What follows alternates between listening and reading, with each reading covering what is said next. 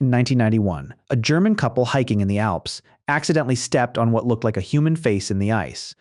They called the police.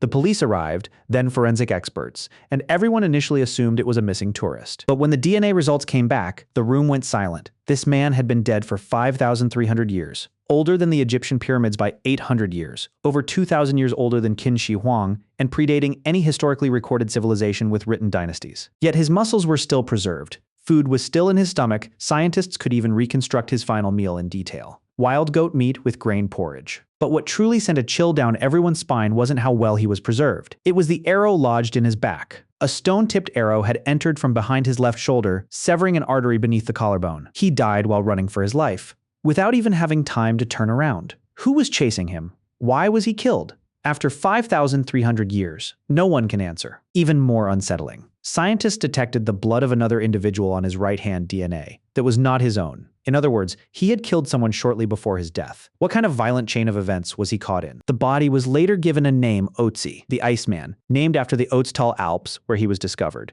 But his resurrection was anything but dignified. Police used pneumatic drills and picks to forcibly chip him out of the ice, with no preservation protocols in place. At the morgue, staff found the body so stiff it wouldn't fit into a coffin and ended up breaking his arm to force it closed. The first thing that happened to a man who had slept in ice for 5,000 years was that his arm was snapped after being brought back to the surface. Only later did archaeologists arrive, glance at his belongings, and realize the truth. This was not a missing tourist, but an elite figure from prehistory. What did he carry? A copper axe. 5,000 years ago, copper was rarer than gold. Owning a full copper axe was equivalent to driving a Rolls-Royce into the mountains, a clear symbol of extreme status. Finely crafted, flint dagger with a polished handle and razor-sharp edge. Clearly a well-used personal weapon. A longbow, taller than his own body, with a quiver of 14 arrows.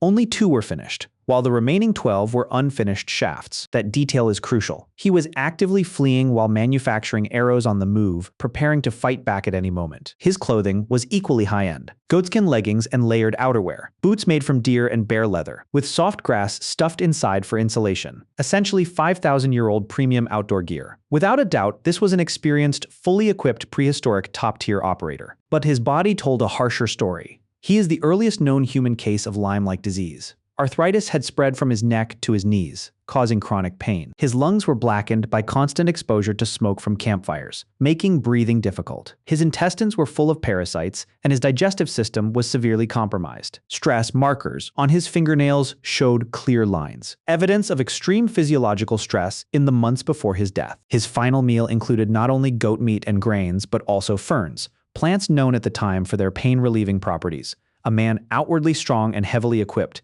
yet internally broken and in chronic decline, crossing alpine terrain while carrying his deteriorating body. And then came the most disruptive revelation of all. In 2023, a high-resolution genome reanalysis overturned decades of assumptions. Ötzi did not look like the museum reconstructions. Light skin, long hair, and a rugged hunter appearance. In reality, he likely had dark skin, dark eyes, and was probably bald. The iconic reconstruction many people recognize is simply wrong. For 30 years, we effectively gave a 5,000-year-old bald man a wig. Historical imagination can sometimes be more misleading than deliberate falsehoods. Then, there are the 61 tattoos scattered across his body, fine lines and cross marks across his lower back, knees, ankles, and wrists. They were initially interpreted as tribal symbols or status markers. But when researchers overlaid the tattoo map with CT scans of his skeleton, a striking pattern emerged. Nearly every tattoo aligned with areas of severe joint degeneration. These weren't decorations. They were therapeutic markings, an early form of acupuncture or pain treatment. In an era before written language, humans were already systematically treating chronic pain with surprisingly precise methods. At that moment, 5,000 years suddenly felt much closer. Humanity's struggle against pain has barely changed. So how did Ötzi actually die? For decades, the consensus was simple. The arrow severed a major artery and he bled out. But in 2025, a joint forensic reconstruction by the University of Copenhagen and the Mummy Research Institute in Bolzano challenged that view. Using high-resolution CT data and 3D reconstruction, they mapped the wound trajectory precisely. The result was surprising. The blood loss from the injury was only about 110 milliliters, roughly half a cup. It damaged a small vessel, not a major artery. The arrow didn't directly kill him, it weakened him, immobilized him, and prevented him from descending the mountain when an alpine storm rolled in. Nature delivered the final blow. He didn't die from murder. He died trapped on a mountain and ultimately froze to death. The attacker shot the arrow and left, But that arrow kept him on the mountain forever.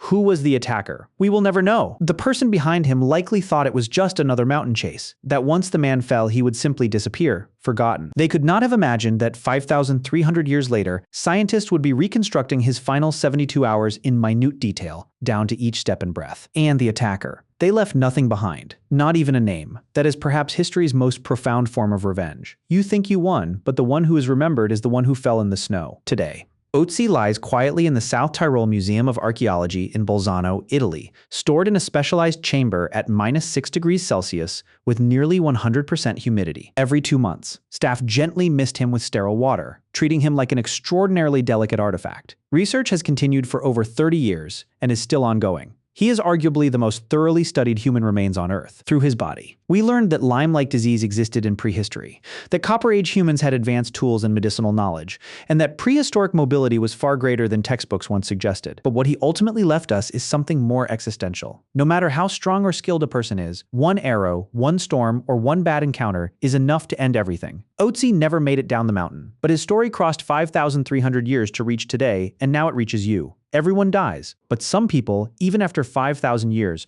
are still impossible to forget.